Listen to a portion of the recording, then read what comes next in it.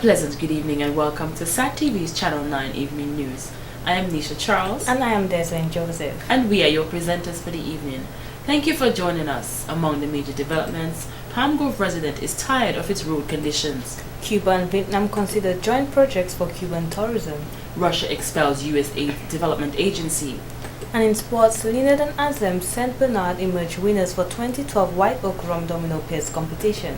Details of these and other stories after the break. Support local, support SAT Telecoms Limited, the people's choice. Join hands with SAT and come in and sign up for your digital internet connection today. The fastest broadband digital internet. Why settle for imitation when you can get a better choice? Choose from our 5 packages. We've got the warm-up package going at 256 kilobytes for $28.75. We've got the breezy package at 1.5 megabytes going at $57.50. We've got the Maverick package at 3 megabytes going at $69.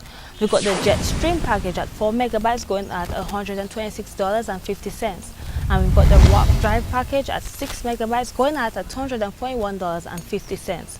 So come in today and join in hands with the family of SAT Telecoms Limited and sign up for your fastest digital broadband internet service today. Thank you for staying with us. Now for the details of the news. Dominicans are being urged to take a more active role in taking care of their health. This comes after Caribbean Wellness Day 2012 was celebrated in Castle Bruce over the weekend.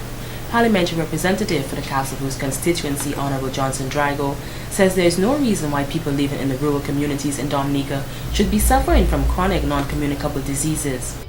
In areas like rural communities like Castle Bruce, Caribbean Territory, Sons of Epidemic, we have what we need for us to eat well. Because at any given time, there are at least 4 to 5 different fruits in season. So we do not have to drink the carbonated beverage.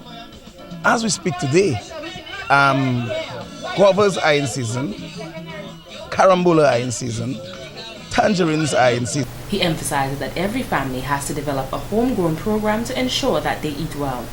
He wants Dominicans to go back to having a backyard garden. Just a small plot with some thyme, some time we call it ditin.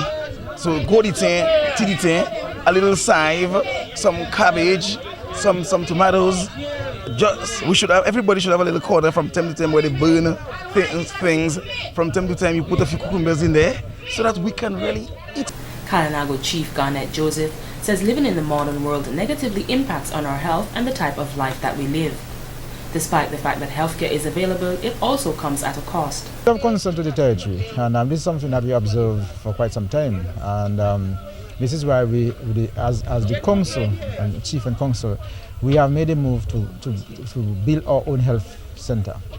And we would see that this is one of the best health centers in the island. To help persons in his territory, the council is planning a biggest loser, biggest keeper competition. That persons who lose the weight and keep it down will be awarded prizes. I mean, this is a small incentive, but this is not the incentive is not the focus. The incentive is to ensure that people become aware and get involved in what is happening, but to ensure that they too maintain a lifestyle that is beneficial to them and ensure that they live a healthy life, and enjoy. Honorable Johnson Drigo and the Kalinago Chief wants their territories to pave the way to fight CNCDs in Dominica. Take charge of your health. A number of health professionals locally and regionally will spend the next 2 days at the Crazy Coconuts venue for a workshop on collaborative initiative on chronic illness care. Nutritionist Mrs. Maronese Tate pointed out that such workshops are very important as we continue to fight chronic and non-communicable diseases. In welcoming the participants, she urged them to have an open mind and a warm spirit which will assist them to achieving the objectives of the workshop. Permanent Secretary in the Ministry of Health, Mrs. Helen pointed out that the Chronic Care Model Project was introduced in May 2011, and as promised by the Ministry of Health, it is happy to report that the first phase of this training program has just begun. She said this is part of the ways that they are trying to address the CNCD's problem in Dominica. Important workshop will provide an invaluable opportunity to receive update and current information on the chronic illness care project and to share experiences on building a community-based chronic care model. It is a well-recorded fact that primary healthcare program successes, aging of the population, and increasingly unhealthy behaviors have fueled the epidemiological transition. Mrs. Roy stated that the Caribbean has the highest prevalence of chronic non-communicable diseases in the region of the Americas, causing much premature loss of life, loss of productivity, and spiraling health care costs, as a recent survey has revealed. Dominica also follows the same pattern with both morbidity and mortality. For the first time in 2011, diabetes was rated as the third leading cause of death in Dominica. This dilemma, therefore, will require a collaborative initiative, whole of country and whole of society approach. CNCD has been afforded this type of priority attention by heads of state.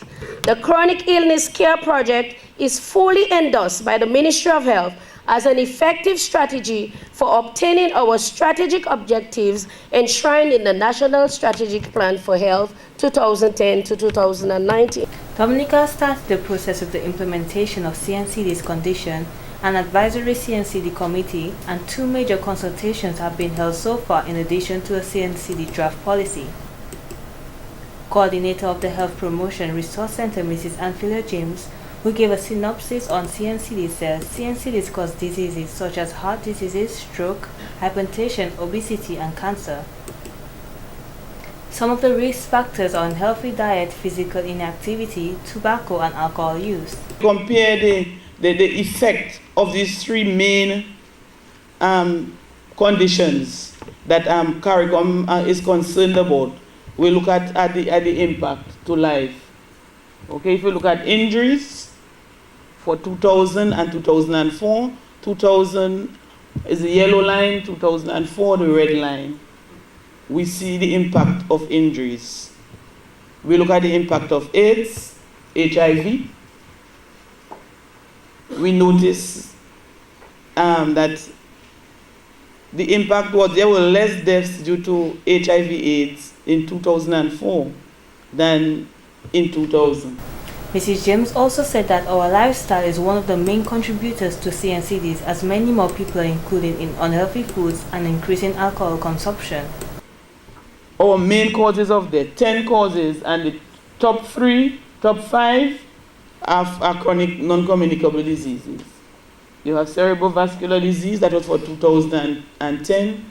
Then you have diabetes, heart disease, hypertension, heart disease again from embolism, and so on. And if you go down, you will see about 8 out of 10 main causes of death are due to this lifestyle.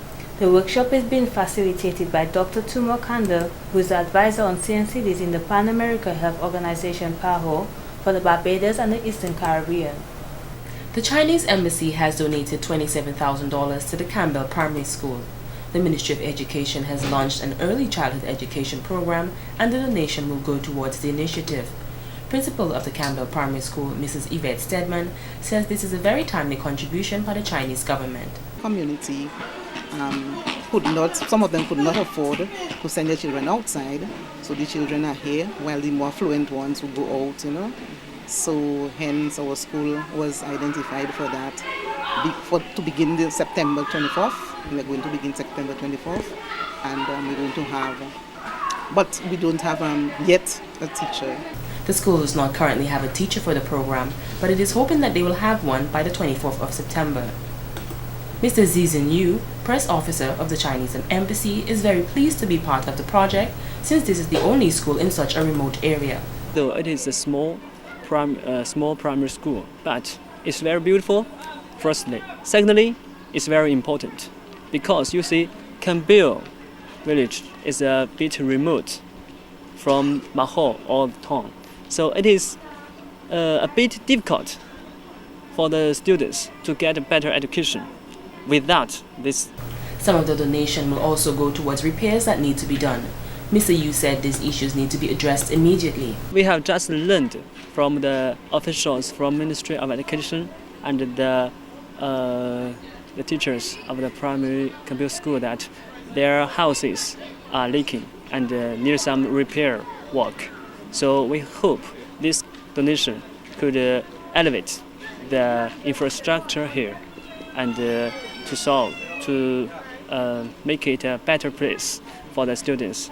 The school has begun renovations, which includes paintings, refurbishing of restrooms and the principal's office, and changing of the roofing. We are very elated, we are excited because it's a milestone in our history of the school that we have gotten such a donation, and we are anticipating that it's going to go a long way into helping us agriculturally, helping the preschool, and helping the other works that they are continuing to do. The saying there is so much a person can take really goes a long way, as Palmgrove resident Mr. Martin Birmingham expressed his frustration to SAT TV. Mr. Birmingham says it has been a year and 7 months since the road has been in this condition, and this is victimization. He stated that it has a major impact on his wife and 2 children, the youngest being 3 years old. He says he contacted higher authorities from ministry several times and not a thing has been done about it. Entire thing. And left it as is.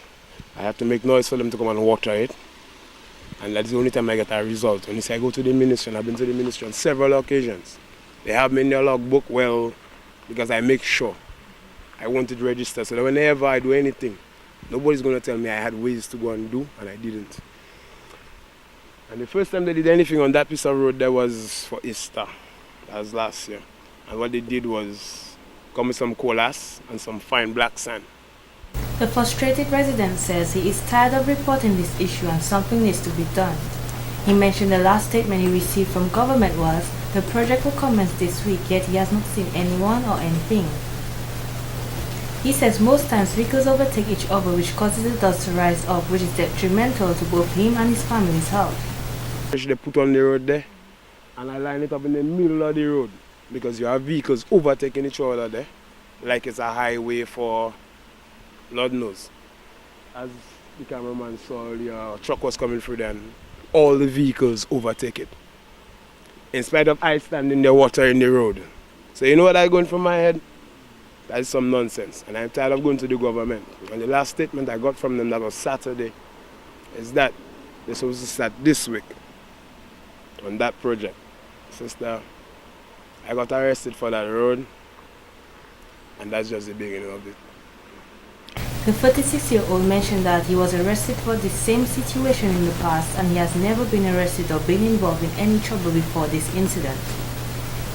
Birmingham says he is pleading to higher authorities to take care of this matter. Therefore, when he asks, individuals will not say that he's an insane person. If I alone that know here, what I going through here, and the people that passing, and they will see me and they'll wonder, see I start water in the road now. If it was a hot day, night falls and I am there because I want to make sure the road is saturated that my family can sleep in peace at night. So it's not been easy. And I've been asking for help. And to me, my words fall on deaf ears. So today, Mr. Birmingham is not the only one frustrated about the road condition. Another victim, Mr. Roy Timothy, was just happened to be passing by, agreed with Mr. Birmingham and says these roads need to be fixed as soon as possible.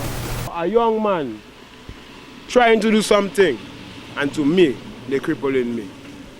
I have my little stall there, some of my grapefruits and my stuff from my garden. I can't do that. Everything going to cover with dust. A year and 7 months, and to me it's like I begging the government. I intend to take the matters the way I have to do it, my sister. I will make a trench across the road so other people will have to suffer along with me. So they'll understand what I go in for. And that is my... As a bus driver, it has a major impact on his customers as well as his vehicle, and he shares utmost sympathy for the people living in the area such as Mr. Birmingham. I'm Roy Timothy, and I'm from Mount Prosper. And it's for the longest while that piece of road like that. I would like would like a solution about that. I would like something to do, somebody do something about that for us, please. And it's affecting me very bad because I run in a passenger bus. And I've been running on the road for 23 years now.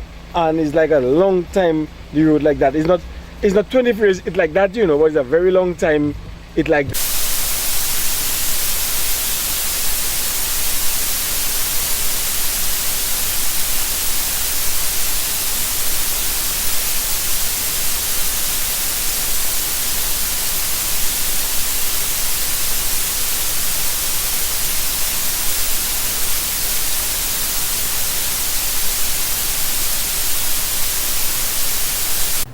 The Dominica Festivals Committee, the DFC, through the Queen Show Committee, has announced that 12 contestants have been selected to participate in an elimination pre-show carded for September 22nd ahead of the 2013 Miss Dominica pageant. The contestants were chosen from a field of 18 after being interviewed by a panel of judges. At the end of the pre-show, 7 competitors will be selected to move on to the Miss Dominica pageant set for Friday, February 8th, 2013. Public Relations Officer of the Queen Show Committee, Ms. Kimone Joseph, says they are all excited and looking forward to the eliminations pre-show, as this has been the most applicants they have had in a very long time. And we think that that is testimony of the fantastic work that this present Queen Show Committee has been doing. Young ladies are comfortable with the Queen Show, they're comfortable with what they see, and they're comfortable with the performance of those who've gone before them. And as we know that over the last 6 or 7 years, Dominica's representatives have been doing extremely well in regional pageants. And so we think that these are some of the reasons why there have been so many applicants this year, which is sort of a record for us. The contestants are Narisa Alianda Williams of Tebow, Wendy Lucia Romaine of Cottage, Kelsha Breezy of St. Joseph, Lislansha A.D. Amor Shillingford of Catacomfort, and Nakisha Anna Filbert of Loda. The other contestants include Fatima Noel of Sansove, Shail Shanna John Baptist of Calabishi, Taisia Flozak of Atkinson, Dana Wade Matthew of Canefield, Nakisha Da Rample of Kings Hill, Jean Louisa Roye of Goodwill, and Melinda Chevron Ulysses of Stock Farm. The pre-show will be very similar to the Miss Dominica pageant. We will be having the talent round, and they will be allowed 2 minutes for their talent. We'll also be having the swimwear round, the evening wear round, and the question and answer. And the young ladies have been very hard at practicing over the past weeks. Since they've been accepted, they've been practicing every day, and they've been meeting for speech coaching, talent coaching, and walking. Ms. Joseph says the young ladies are very enthusiastic in preparing for the show while practicing for each segment. Sponsors will be invited to the show so they can use the opportunity to scout for the contestants they would like to sponsor once the final 7 have been selected. The pre-show in previous years have been very different to this one. The pre-show in previous years generally take place in December, and it already encompasses all the 7 girls or the 8 or 9 girls who will be participating in the pageant. But so this year is different. It has never been a competition before, but this year it is a competition, and we've added the talent round to that because we really want to see what the young ladies can do.